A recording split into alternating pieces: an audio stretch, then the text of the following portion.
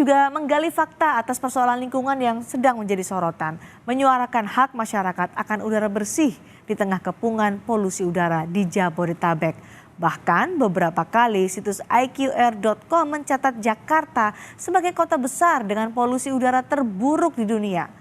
Kementerian Lingkungan Hidup dan Kehutanan menyebut sumber utama polusi udara Jabodetabek adalah dari kendaraan bermotor sebesar 43% dan aktivitas pembangkit listrik tenaga uap di daerah sekitar Jakarta yang menyumbang 34% polutan penyebab polusi. Di tengah berbagai persoalan muncul sejumlah inisiatif warga mencari solusi lewat energi terbarukan ramah lingkungan. Dan kita akan berbincang dengan pegiat energi surya setelah tayangan yang berikut ini. Pembangkit listrik tenaga surya akhir-akhir ini jadi perhatian menyusul polusi udara parah di Jabodetabek. Data Kementerian Lingkungan Hidup dan Kehutanan, transportasi menyumbang 44% polusi udara dan PLTU berkontribusi 34%. Namun sebagian warga Jakarta ternyata ada yang sejak lama menggunakan panel surya. Selain isu lingkungan, penggunaan panel surya lebih ekonomis jika dibanding listrik PLN. Nur Rohmandi, warga Kapuk, Jakarta Barat salah satunya. Sejak tahun 2019, Nur menggunakan panel surya untuk memenuhi kebutuhan listrik rumah dan bengkel elektroniknya. Saya pakai panel surya, pertama-tama coba-coba karena lihat di Google, lihat di YouTube, akhirnya saya nyoba untuk penerangan. Hanya penerangan aja, pertama kali kurang lebih tahun 2019 lah. Kurang lebih saya pakai yang sekarang untuk keperluan bengkel itu ada 3 tahun lebih. Pastinya 3 tahun udah berjalan, keperluan bengkel semua. Dari pagi sampai malam jam 10 malam. Untuk pengeluaran per bulan untuk PLN-nya jauh banget.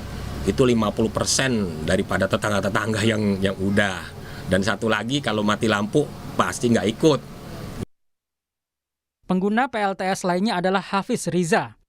Hafiz bahkan mendirikan komunitas I Love Energi Surya untuk mengedukasi generasi muda tentang pentingnya energi surya untuk mendukung kualitas udara bersih. Hafiz dan komunitasnya melatih anak-anak muda untuk memasang instalasi PLTS hingga listriknya siap digunakan. Nggak ada salahnya saya ingin mendirikan komunitas yang nantinya bisa menjawab sebagian bahwa anak-anak muda atau generasi dini bisa mengetahui lebih dini tentang energi surya. Kalau di kami mungkin orang-orang yang menggunakan PLTS itu sebenarnya energi yang mereka hasilkan tuh udah ramah lingkungan dan udah energi bersih karena bukan dari pembangkit fossil fuel ya atau batu bara. Jadi mereka telah minimal listrik yang mereka hasilkan dari panel surya itu tidak berhubungan dengan energi kotor. Sore ini kualitas udara Jakarta menunjukkan tidak sehat bagi kelompok sensitif, yaitu dengan indeks di skor 132. Sumber polutan utama adalah partikel 2,5 berkonsentrasi 48 mikrogram per meter kubik. Angka ini 9,6 kali jika dibandingkan nilai panduan WHO. Data per Sabtu jam 5 sore kualitas udara Jakarta terburuk keempat di dunia. Peringkat pertama Amsterdam Belanda dengan skor 155. Disusul Lahore Pakistan dengan skor 153 dan Brazil Belgia 152. Pemerintah telah melakukan berbagai upaya untuk menekan polusi udara di Jabodetabek. Mulai dari WFH ASN Jakarta mematikan 4 PLTU Suralaya, pengawasan dan penindakan industri penyebab polusi, hingga memasang water mist generator di gedung bertingkat. Tim Liputan Kompas TV.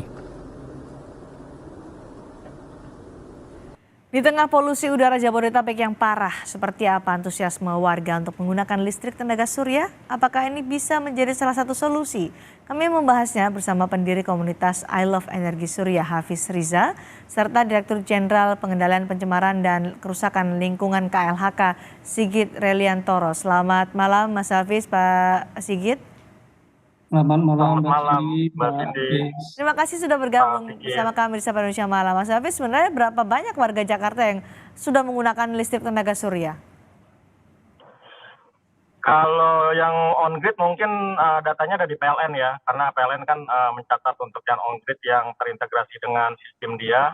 Kalau yang off-grid ini belum ada yang mencatat nih, jadi instalasi panel surya off-grid ini mandiri dan itu jumlahnya sangat luar biasa seperti gunung es dan ini nggak ada yang mencatat jumlahnya.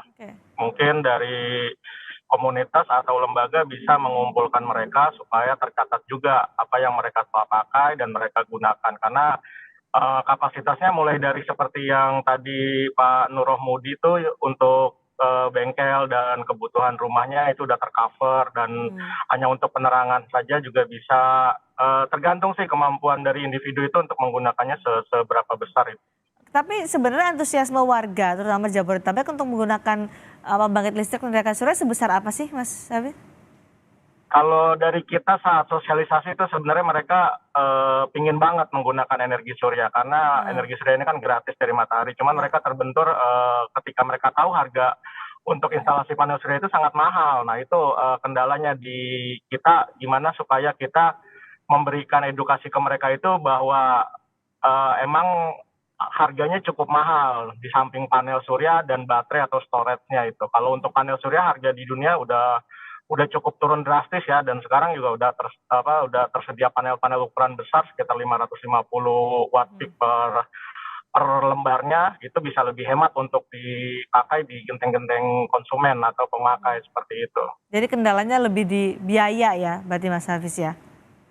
Iya, di biaya. Jadi kita mengedukasinya sebenarnya kemampuan individu itu menggunakan energi itu seberapa besar. Jadi energi surya ini beda dengan energi yang dihasilkan PLN bisa 24 jam. Jadi energi surya ini harus menghitung kalkulasi energi yang Anda butuhkan di rumah. Misalnya Anda pakai TV berapa watt, berapa jam, nyala berapa lama. Nah itu harus dijumlah semua alat-alat elektronik Anda dan Anda akan tahu nanti hasilnya berapa. Nah baru berapa lama digunakan. Setelah itu baru Anda mau menggunakan panel surya menghasilkan berapa watt, terus bersinar berapa lama, terus storage-nya atau baterainya, penyimpanannya ditaruhnya berapa lama, seperti itu. Setelah itu kalkulasikan harganya.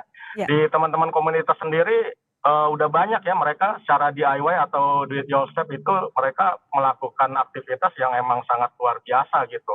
Jadi mereka peduli hampir di seluruh pelosok Indonesia mereka beli panel bekas, beli baterai bekas, terus beli komponen bekas, dan mereka saling sharing, tukar pikiran, dan itu ada di komunitasnya juga gitu, seperti itu. Mas Hafiz, kita kan beberapa bulan terakhir ini dihadapkan dengan polusi udara yang luar biasa buruknya di Jabodetabek, di Jakarta dan sekitarnya. Nah, di tengah buruknya kualitas udara ini, apakah PLTS bisa jadi salah satu solusinya sih, Mas Hafiz? Iya Mbak, kan kalau kita tahu ya untuk hitungan karbon yang dihasilkan oleh pembakaran dari listrik atau PLTU atau kendaraan bermotor itu kan ada hitungannya. Jadi 1 kilowatt hour itu sama dengan 741 gram karbon yang dihasilkan. Berarti kalau Anda mengkonsumsi listrik, misalnya Anda beli token 50.000 dapat 28 kWh, berarti Anda kalikan aja 28 dikali 741 gram. Itu jumlah karbon yang Anda hasilkan ketika Anda mengkonsumsi dari listrik batu bara. Ketika Anda menggunakan panel surya, itu nggak ada lagi. Anda berarti tidak meninggalkan jejak karbon dan Anda tidak berkontribusi terhadap lingkungan kotor, seperti itu. Katakanlah kalau mobil listrik Anda gunakan, listrik yang Anda cas ke mobil listrik itu kan dari PLN juga. Dan source-nya itu kan batu bara, fossil fuel juga. Ketika kawan kita di komunitas seperti Mas Riki, dia menggunakan PLTS panel surya di atas atapnya sekian ribu kWh, ketika itu dicas ke mobil listrik, itu berarti benar-benar dari sumbernya udah bersih gitu, dan dia nggak memindahkan corong dari mobil konvensional ke corongnya PLTU, seperti itu. Baik, Pak Sigit, komentar dari KLHK soal PLTS tenaga surya tadi dilakukan oleh I Love Energy Surya sebagai upaya untuk tidak memperburuk lagi polusi udara di Jabodetabek. Komentar dari KLHK gimana, Pak? Pertama, apresiasi kepada inisiatif dari masyarakat untuk menggunakan renewable energy.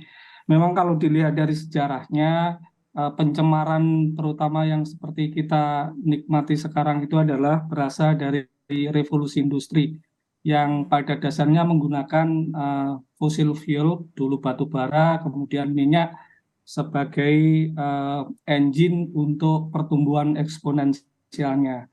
Dan dengan membuat menggunakan fossil fuel kita mencapai kesejahteraan seperti ini, tetapi di sisi lain juga terjadi pencemaran, terjadi kerusakan lingkungan yang misalnya pemakaian bahan bakar yang merusak hutan, bisa merusak ekosistem dan lain sebagainya. Jadi ini merupakan upaya yang di istilahnya sekarang itu adalah dekarbonisasi, membuat pembangunan yang tetap menjaga kesejahteraan tetapi memisahkan dari pemakaian karbon untuk sebagai sumber energinya. Oke. Karena saat ini udara di Jabodetabek luar biasa mengganggu, juga banyak muncul ispa, kemudian mengganggu aktivitas warga. Apa sih Pak sebenarnya upaya sudah dilakukan secara konkret ya untuk mengatasi polusi udara di Jabodetabek? Apa evaluasinya? Jadi kita sudah mengidentifikasi.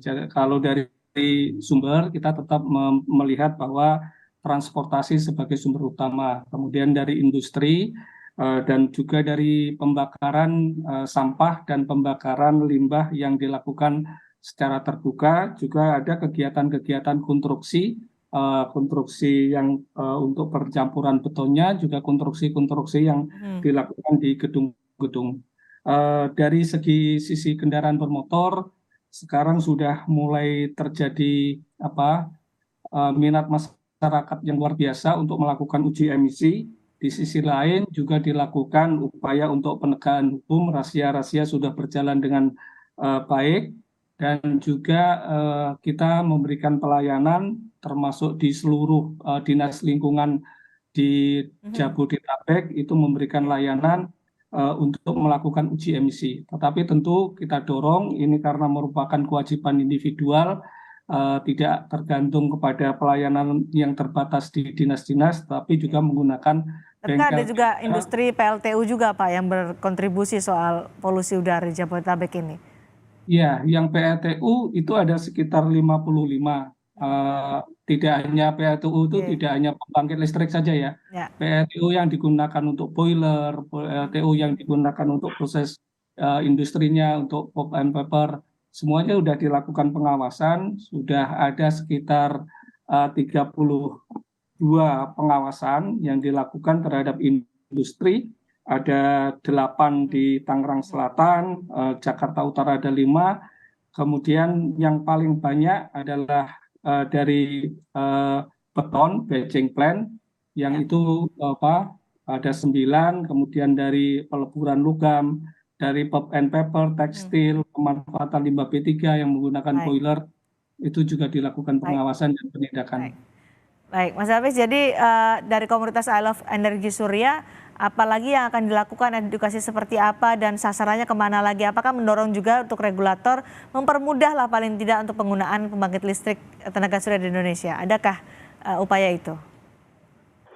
Ya, kalau dari kami tetap kami fokusnya edukasi, sosialisasi, dan pemberdayaan masyarakat untuk menggunakan energi surya. Karena itu emang moto dan kegiatan kami. Kami juga mendorong kepada stakeholder untuk membantu masyarakat memudahkan untuk instalasi panel surya maupun yang on-grid atau off-grid. Karena saat ini pengurusan dari teman-teman sendiri untuk menggunakan izin dari PLN menggunakan sistem on-grid itu sangat sulit untuk perizinannya. Itu tolong dibantu untuk dipermudah. Untuk off-grid pun mereka juga tidak perlu izin dan mereka bisa tetap pasang secara mandiri untuk mengurangi emisi kendaraan bermotor yang mungkin yang udah tua. Dipercepat untuk konversi kendaraan yang tua itu mungkin dikasih regulasi yang sangat simpel, jadi masyarakat bisa beralih dari motor-motor tuanya menggunakan konversi kendaraan listrik dan perizinannya dipermudah, semuanya dibantu oleh masyarakat, oleh lembaga-lembaga pemerintah, sehingga yang di jalan itu akan tercipta yang motor-motor emang emisinya udah rendah dan motor-motor tua itu bisa kita gunakan kembali dengan sistem konversi listrik seperti itu. Bersama-sama untuk mengatasi atau menanggulangi polusi udara di Jabodetabek. Terima kasih Mas Hafiz, terima kasih juga Pak Sigit sudah berbagi informasi bersama kami di Sapa Indonesia malam ini. Selamat malam.